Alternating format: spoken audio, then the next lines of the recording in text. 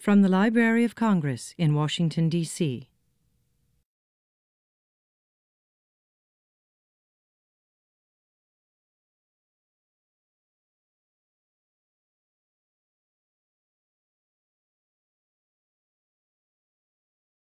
My name is Laverne Page. I am an area specialist in the African and Middle Eastern Division at the Library of Congress.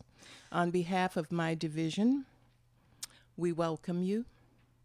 We are happy to have worked with the Hispanic Cultural Society with the coordination of this event. Cultural societies and staff organizations at the Library of Congress, like the Hispanic Cultural Society, are vital to the staff since they provide outlets for staff interaction across library units. Activities within these organizations allow us to learn brand new skills as well as to build upon what we already know. Within the library, with its diverse staff, we have opportunities to conduct activities and to pursue our interest in our free time. In fact, the chief of my division is a published mystery writer, and last week I met someone, who has published 11 books during the time he's worked at the library. This is a place that nurtures talent and provides an outlet for incredible energy, which then brings me to Jonathan French.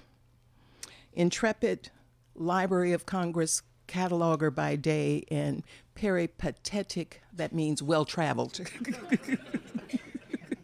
photographer by night.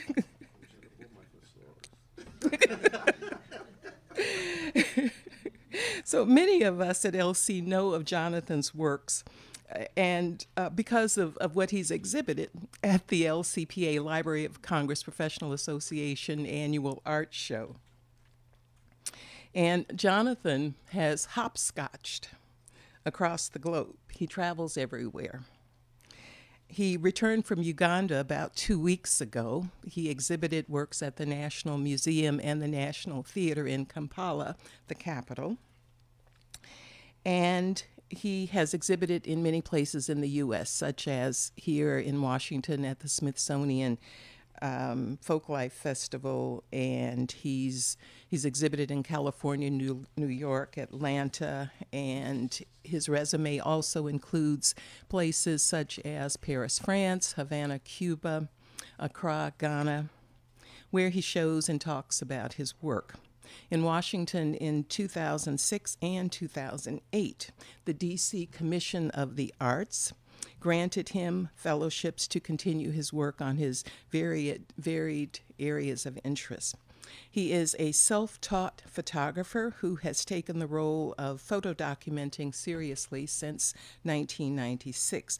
There's a lot that can be said about Jonathan's background and his work, as you will see in the video of photos from treks to areas in the Caribbean and in South America. So I will conclude here by saying that his photographs bring together the young, the old, the disadvantaged, and the advantaged, not to just freeze them in a frame, but to give them life. It is his idea to have his photographs help in the understanding of the subject, in their environment and lifestyle. Jonathan believes that photography is where one can preserve history, educate the general public, be a forum for change.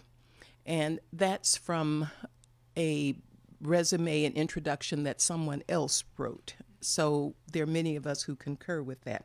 And so now I would like to introduce you to Jonathan Bruce French.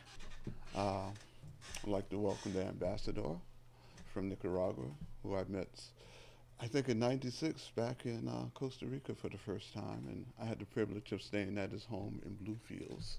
So he just got his ambassadorship in June, so give him a welcome.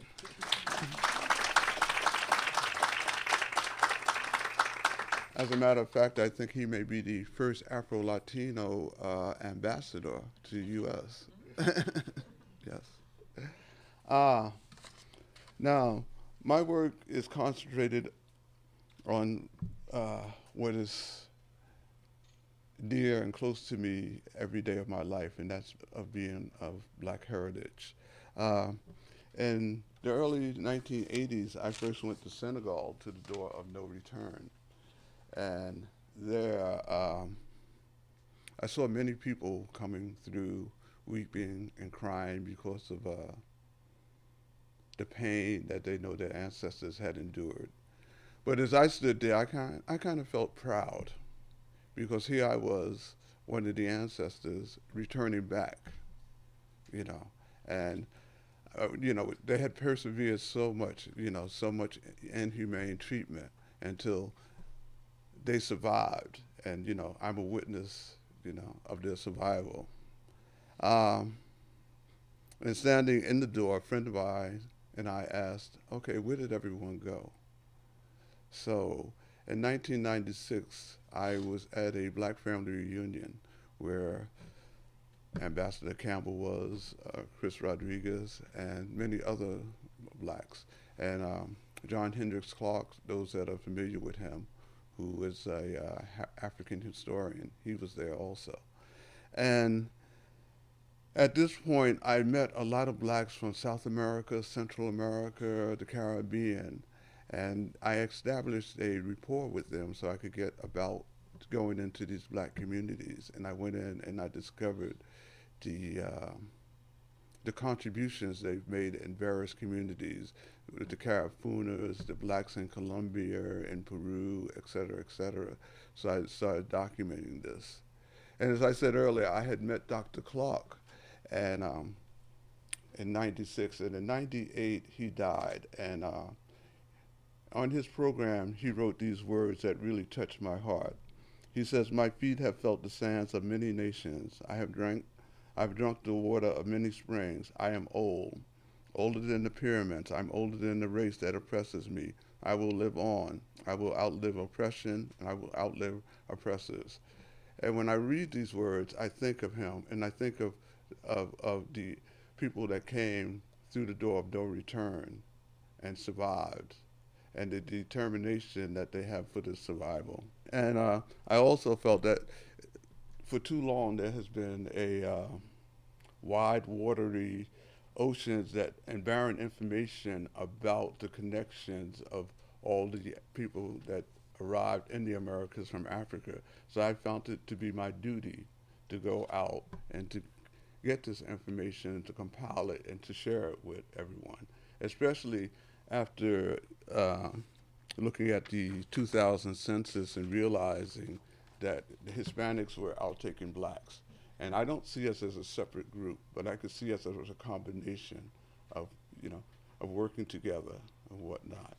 And I've spent my time compiling that, and I think in the end it will open a dialogue between blacks and Hispanics. Okay. My presentation will begin at the door of no return, and then I will basically go into the meeting with Dr. Clark.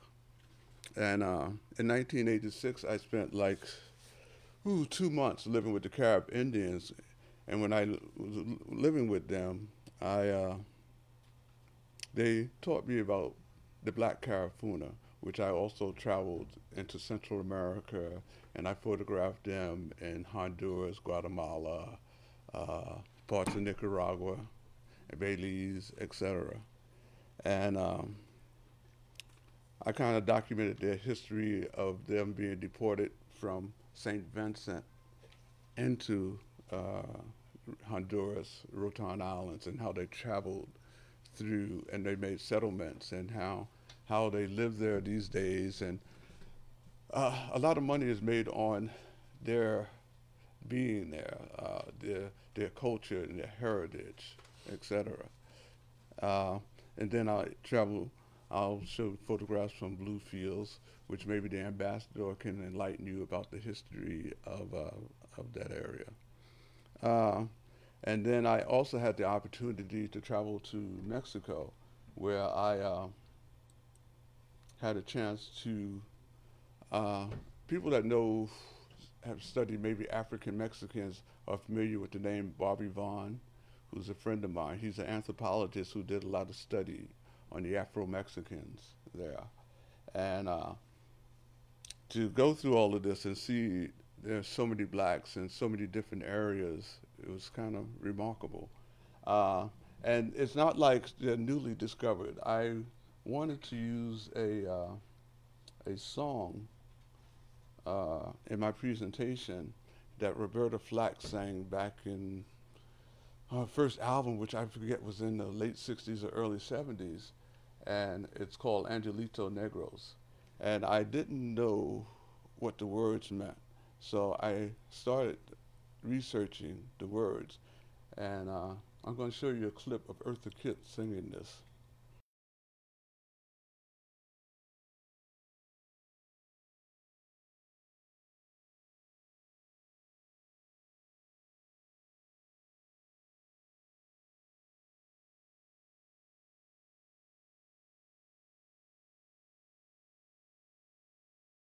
Now I showed you this. This was taken from a film that was made in Mexico in 1948.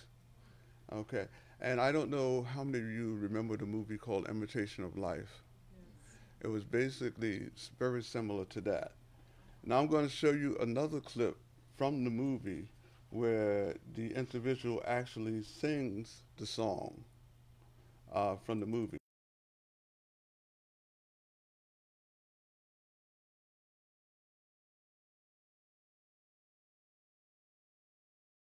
I'm going to read you a review that was written about this.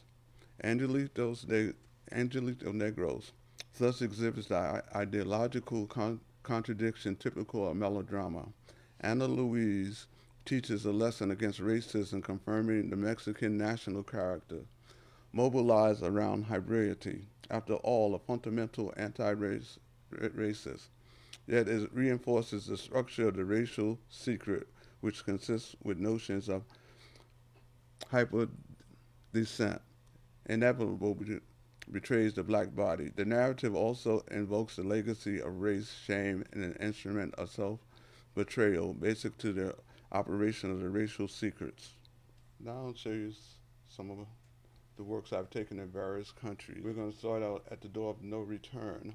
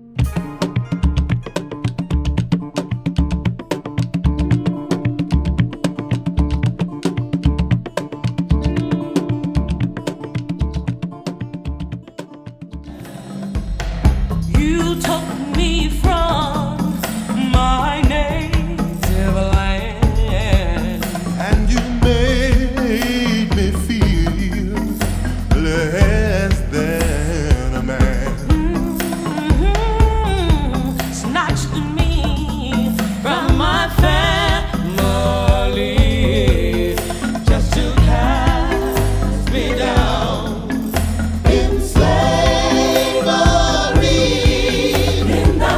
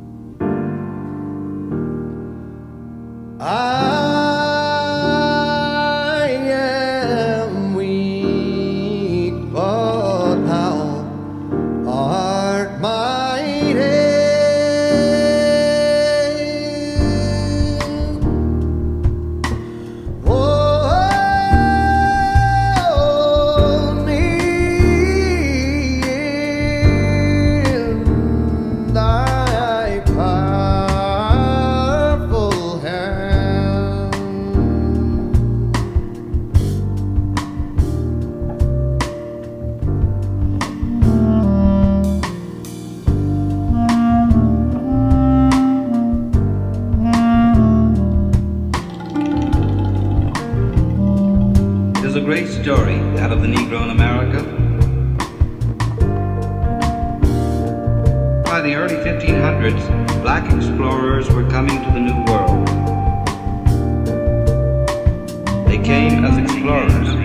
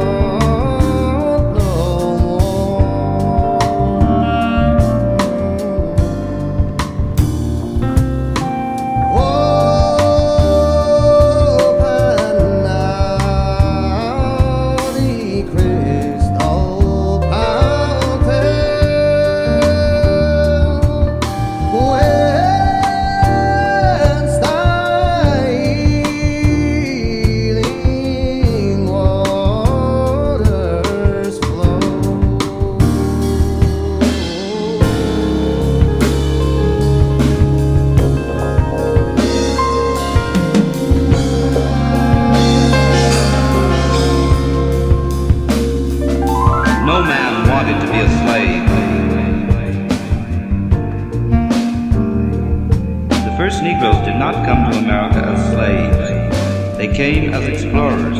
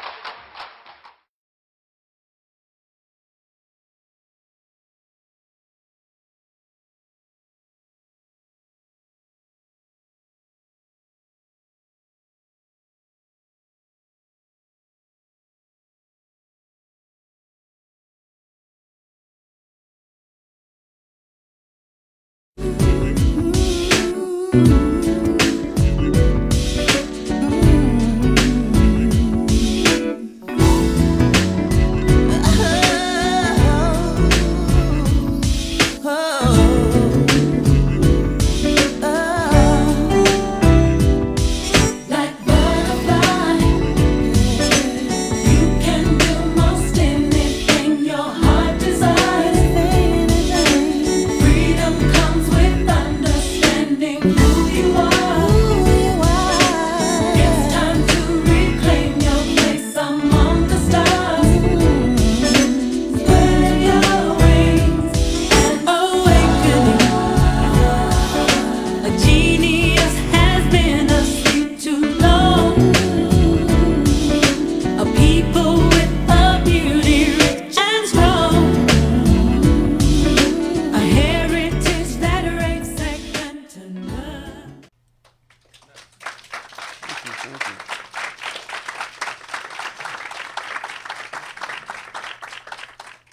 like to conclude that I also went to Argentina, and I went to Recoleta Cemetery where Eva Perón is buried, and they handed me a program, and if you read it, I asked them, was the black boy buried?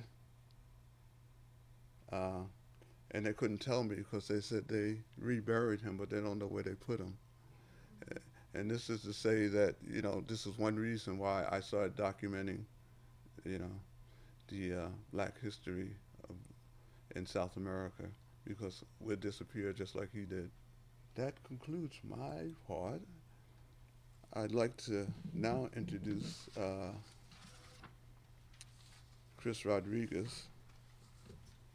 Chris is currently employed by the U.S. Customs and Border Protection. He's an Afro-Puerto Rican, and Mr. Rodriguez has presented several papers at the D.C. Latino Task Forces for Civil Rights, hearings on race relations. He has appeared on many radio and television programs in the Washington metropolitan area, addressing the issues of race in the Latino community. He has also authored a book, The Latino Manifesto, a critique of the race debate in the U.S. Latin community. Chris? I'm going to make this presentation very brief because we all came here to hear the ambassador.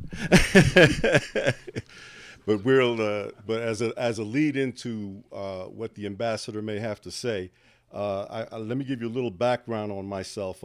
Again, my name is Chris Rodriguez, and I'm not here representing the U.S. Customs and Border Protection, Department of Homeland Security. I am not here representing them. This is part of my work that I do as a labor of love. And as a matter of fact, I saw quite a few. I really want to applaud Jonathan for the work that he's done and the important work that he's doing in documenting these things that are this population, this living population in Latin America, where the African culture is alive and well in many ways, and we're beginning to see some semblance of a black consciousness that's occurring throughout Latin America.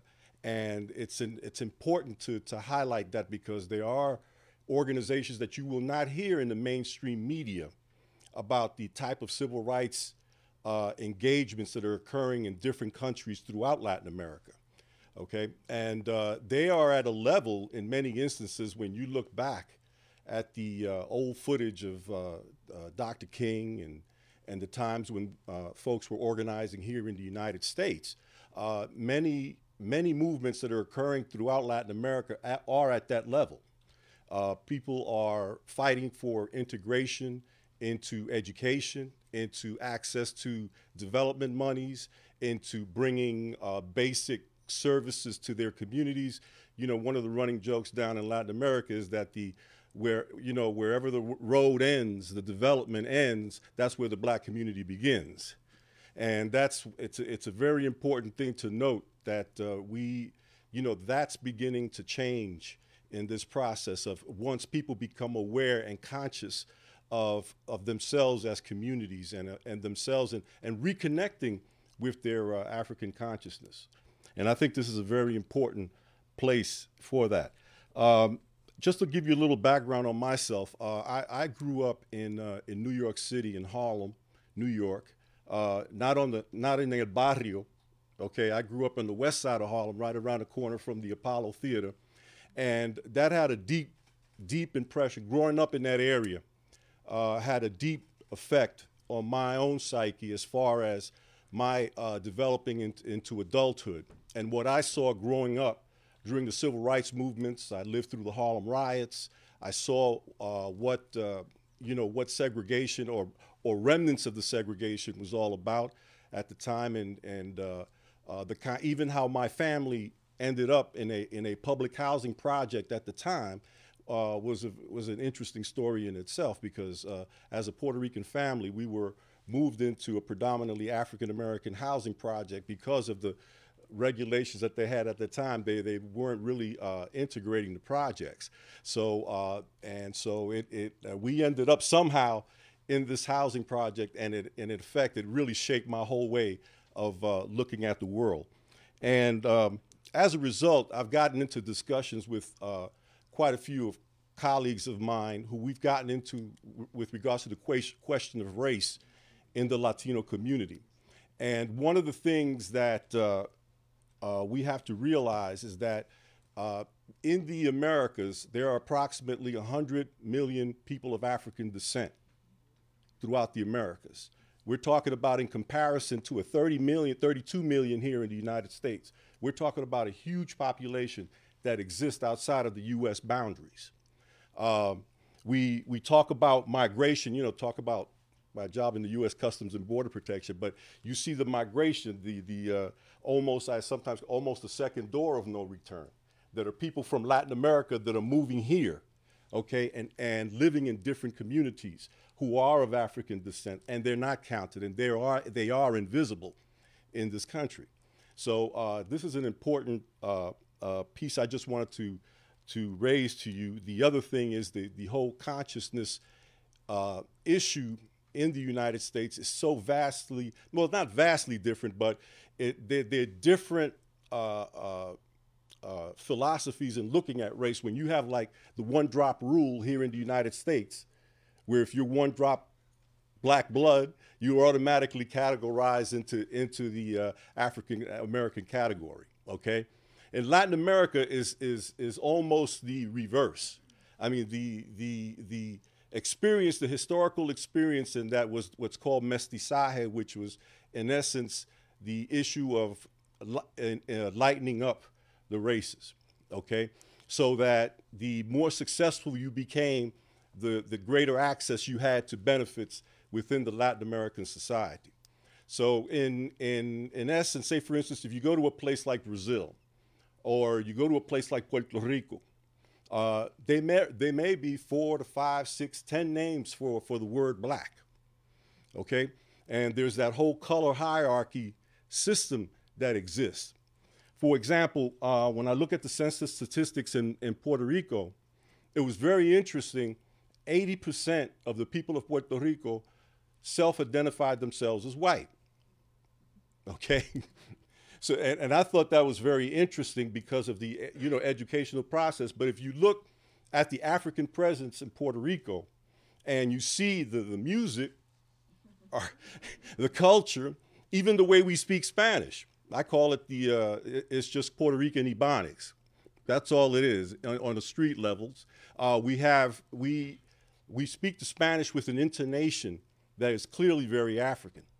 And if you look at our foods, it's very different than what it would be from, say, for instance, a place like Mexico or Central America. In the Caribbean, the foods are very close. I've gone to Nigerian exhibits when they've had African festivals here, and when I was looking at it, they were frying plantains just the way we do at home, okay? And so forth. So these are little things that we see the connections here between peoples. But there's a whole process people are going through now, and that I don't know. In my book, I try to examine what's going to happen in that process. Is there going to be a new redefinition of black in this country? Okay, we have a whole migration of Africans coming into this country. We got people from Latin America of African descent coming into this country that never had that civil rights experience, or never had that connection to that historical experience here in the United States. We've got people coming in from Haiti, from all types of places. So it's very interesting what the political ramifications of that's going to be. And even within the Hispanic community, there are the recognition of our own black populations are really very rarely recognized. They are beginning to. You see in some of our national conferences, there are workshops addressing the issue of race, and the Latino community is beginning to grapple with that. Because if you look at the politics now and what's happening throughout the country, there's the element of race that's attached to that. There's no question with the connection here and the history and what the history of this country, the foundation of this country was all about. So I'm going to end my presentation here and allow the ambassador to come up and speak and share his perspective and his new. As a matter of fact, I have great admiration for the ambassador because he's been one of the major people. He's not only limited to Nicaragua. This man is an international force in black communities throughout Latin America, and he was, matter of fact, one of the first elected officials, black elected officials in Latin America. And so it's an honor for me, at least, to be here and sharing a space with him. So thank you very much. I'm Angela Kinney, and I'm chief of the African, Latin American, and Western European Division. We call it ALAWE for short. I first want to thank Derek Evans, president of the Hispanic Cultural Society, and Laverne Page from the African and Middle Eastern Division, which I always mix up with my division, for making this day happen. Thank you, Jonathan, for your beautiful photos and for opening our eyes to the presence of African culture throughout the world. I happen to work with Jonathan in ALAWE, and I can tell you from knowing him for many years that Jonathan is as productive in his work as he is in his photography. I don't know how he fits in time to do it, but thank you so much. I really enjoyed all the music that went along with your beautiful photographs. But I'm here to introduce His Excellency, the Ambassador of Nicaragua. And thank you so much for coming to the Library of Congress. Welcome to you and to your lovely wife, Miriam, for coming here. I know the ambassador and his wife are used to coming to government buildings because they completely bypassed Georgette Dorn, who was downstairs waiting for them, and they made their way up here to the Pickford Room. So thank you so much for getting making your way up here so easily. His Excellency Francisco Obadiah, and I told him I would not say his middle name, Campbell Hooker, he became an ambassador of Nicaragua to the United States on June 23rd, 2010. Congratulations. Mr. Ambassador is well known to the U.S. Nicaraguan Society Solidarity Movement due to his work in the Nicaraguan Embassy in Washington during the early 1980s. His Excellency was named by President Daniel Ortega as Nicaragua's ambassador to the United States. He's currently an elected Sandinista member from Nicaragua in the Central America Parliament. He has previously served as Nicaragua's ambassador to Zimbabwe, Angola, and Tanzania.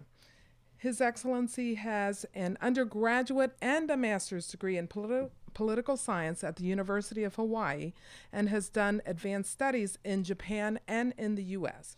He occupies the post previously held by Arturo Cruz, who resigned as ambassador to return to teaching in Managua over a year ago.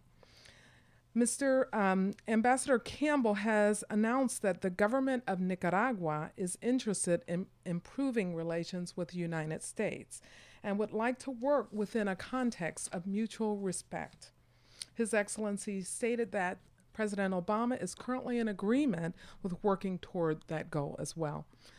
President Obama is committed to better relations between the Nicaraguan and the U.S. government, and added also that between two Hawaiians, His Excellency went to school in Hawaii, and of course we know the president has grown up in Hawaii, that they can definitely meet that goal.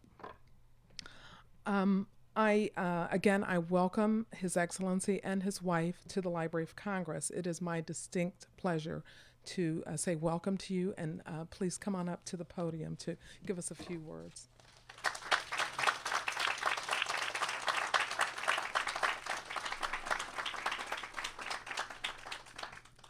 Thank you very much. I'm grateful for this invitation to be here. I also want to thank Chris Rodriguez for his kind and generous words about me.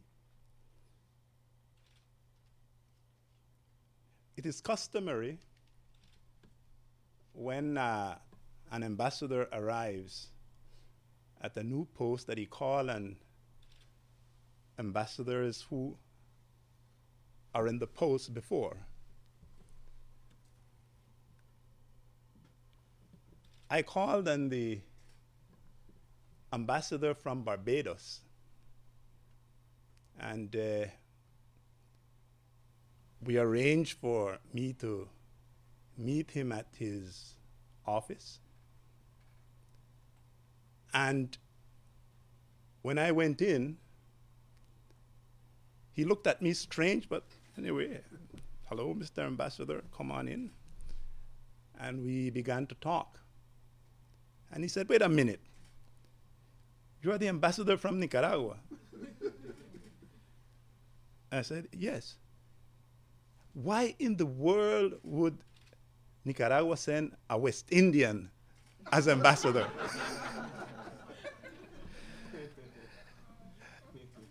The same thing happened when I called on the lady ambassador from St. Vincent. She said, you look like a long-lost brother. Said, we didn't know that Nicaragua had Afro-descendant. We didn't know that Nicaraguan had West Indian. And I explained to her that Central America, in reality, is the western rim of the Caribbean. From Belize through Honduras, Guatemala, Nicaragua, Costa Rica, Panama, even as far as Colombia and Venezuela as well. You have a strong and vibrant Afro-Caribbean presence. In the case of Nicaragua, we are unique in a sense. We are the only country in Central America that was colonized by two powers. The Spanish on the western side, and on the Caribbean side, where I am from, I'm from Bluefields, as Jonathan pointed out, that region was colonized by Great Britain. And we had a very strong relationship with the countries and islands of the Caribbean. In fact, during the Protectorate period, under the British rule, the kings from the Caribbean coast were crowned in Kingston. And the population, the Afro-descendant population that evolved on the Caribbean coast and which became very, very influential in the region, have strong links to the various countries and islands of the Caribbean. And that explains why on the Caribbean coast of Nicaragua, you find that we speak English. The Afro-Caribbean people speak English. We are also more identified with the Protestant denominations. Unlike the Pacific side of Nicaragua that was colonized by Spain, there the predominant population makeup is mestizo, as Chris pointed out. And mestizo is a mixture of European and indigenous population. They speak mostly Spanish, and by and large, they are identified with the Catholic religion. And that situation in Nicaragua lasted for almost 200 years, until in 1894, when the Pacific side was finally able to annex the Caribbean coast of Nicaragua. And the image that was projected of Nicaragua, the dominant image that was projected of Nicaragua, was a country that is Spanish-speaking, Catholic, and mostly identified with the mestizo population. That was the image that Nicaragua projected to the world, and that explains why my colleague from the Embassy of Barbados was so surprised to see an Afro-descendant as the Nicaraguan ambassador, and also it explains why my colleague from St. Vincent had the same reaction. Beginning in 1894, however, the government of Nicaragua went through a process whereby the constitution of the country was changed. An autonomy law was promulgated, and the Nicaragua Constitution of 1987 stated clearly and categorically that Nicaragua is a multi-ethnic, multicultural society. We left behind the notion that Nicaragua was mestizo, Spanish-speaking Catholic, and began to project to the world the true makeup of Nicaragua's identity as a multi-ethnic, multicultural country. Indeed, Nicaragua was the first country in Latin America that made that statement, that recognized its multicultural, multi-ethnic heritage. And we are now in the process of strengthening that identity in the region. Chris was talking about the recognition of our Afro-descendant heritage. I remember in the run-up to the United Nation Conference on Racism, which was held in 2001 in South Africa, there was a big debate among Afro-Latin Americans at the time as to who and how we could facilitate our people being able to overcome exclusion and invisibility. One of the problems we found was that a number of our people, very, very fair-skinned, found it very difficult to identify as black because it seemed absurd for a person who is very, very fair, even close to white, with the hair also being that as a white person, for that person to say, I am black. It was just, it seems so strange. And we grappled with that, and finally we came up with the concept of Afro-descendant. And we discovered that by saying Afro-descendant, we allowed the individual to assert his black identity without having to go through that process of explaining, yes, I am black, and the reason I am black is because my great-great-grandmother was black. They just said, I want to assert my identity as an Afro-descendant. And I believe that that was one of the outstanding achievement that we were able to come up with this way for an individual to identify themselves through what they really felt and what they truly identified with, and not allow others to tell them what they are or what they should be. We believe that that was a very important achievement. And on the Caribbean coast of Nicaragua, we are working very hard to strengthen that sense of pride, that identity, to build on the achievements that we have acquired so far. I am pleased and proud to share with you, for example, that we on the Caribbean coast, Afro-descendants, we have never been more than 10% of the population.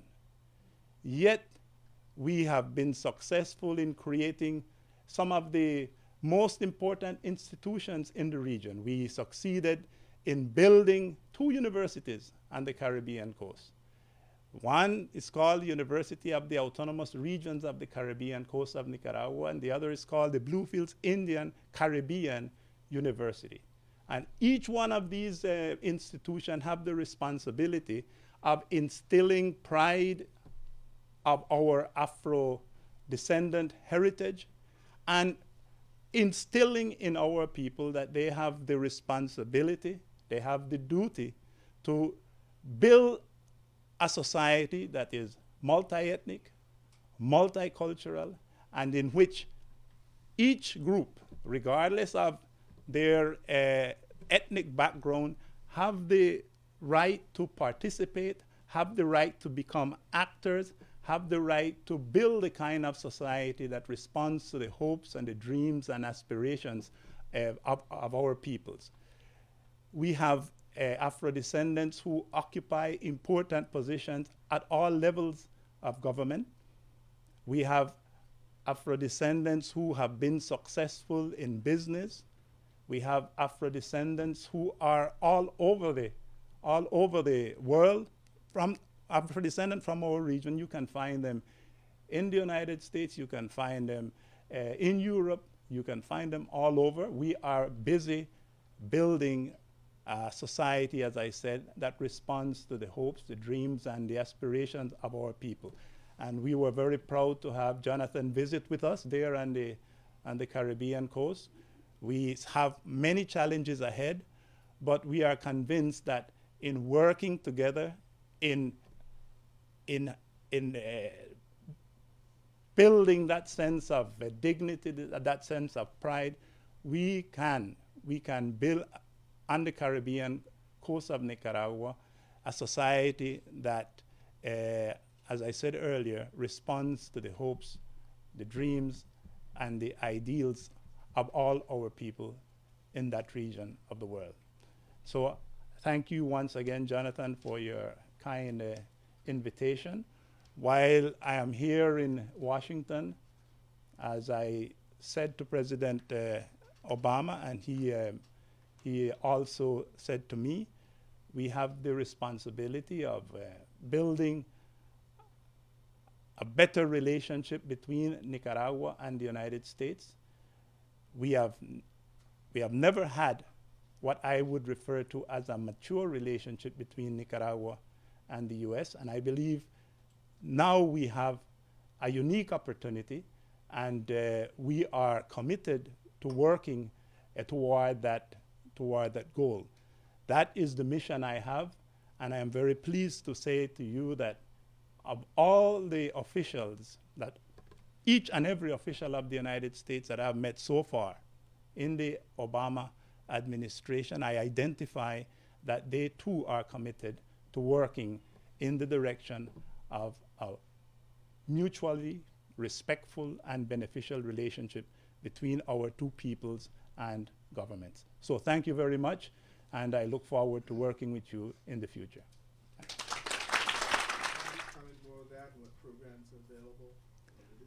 Well, I know that the United Nations, in fact, made that proclamation. There are a number of activities that are being planned.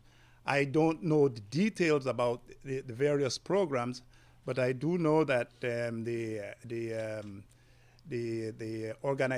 Central American Black Organization is involved in the planning of the various activities running up to the celebration next year. In fact, in Managua next month, there is a planning meeting. The president of the Central American Black Organization happens to be a Nicaraguan, a man by the name of Sidney Francis, and they are in fact organizing an activity in Managua sometime this month to begin to work on all of the planning that of the activities that they expect to carry out next year.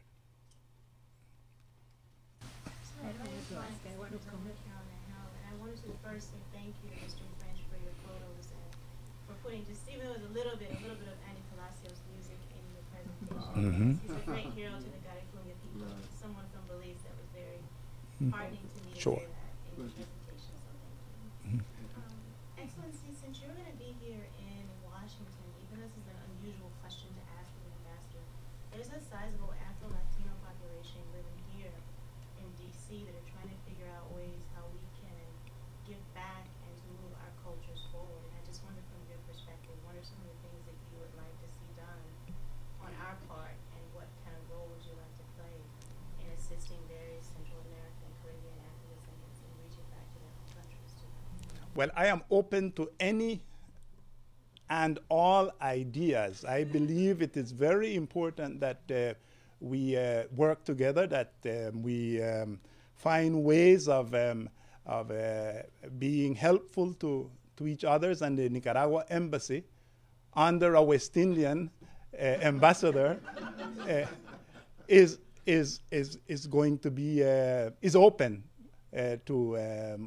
to sitting down and talking with you and being willing to be of assistance and to work together in anything that helps to bring our people together. So if you have an idea, or if you want to plan an activity and you feel that you would like to have it at our embassy, just get in touch with us and we can work it out. Yeah. You wanted to add something? Yeah. Oh, come on.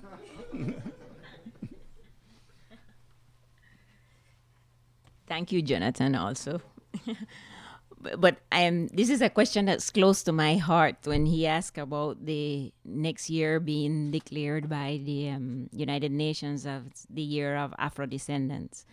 And I know that 2 years ago, the United Nations approved the Declaration on Indigenous Rights and Indigenous Peoples' Rights. And while they say that under the word indigenous, they include Afro-descendants, the fact is that when you say indigenous, especially in Latin America, you are usually considering it the autochthonous population.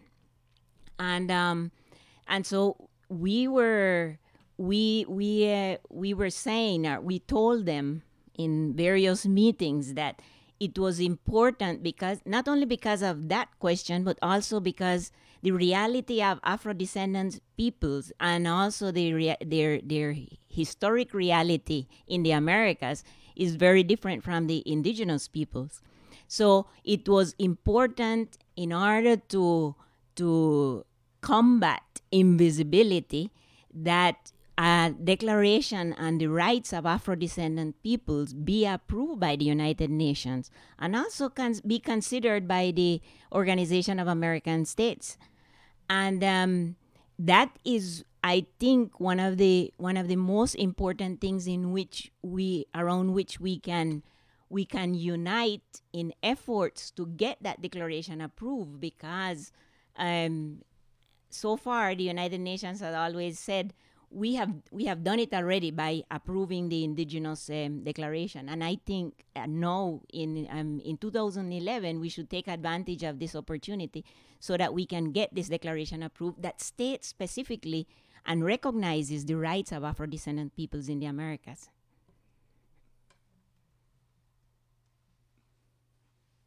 Sure. I wanted to ask, has there been any improvement with regards to Afro-descendant non-government organizations, non-profit organizations to be able to access development monies directly, let's say with like the International Development Bank, the World Bank? Are they given direct access, or are they still going through their own government structures to Well, some funding? I can tell you about our experience in building the two universities that I mentioned earlier. We did it without initial government support. We were able to obtain financing from different organizations here in the United States.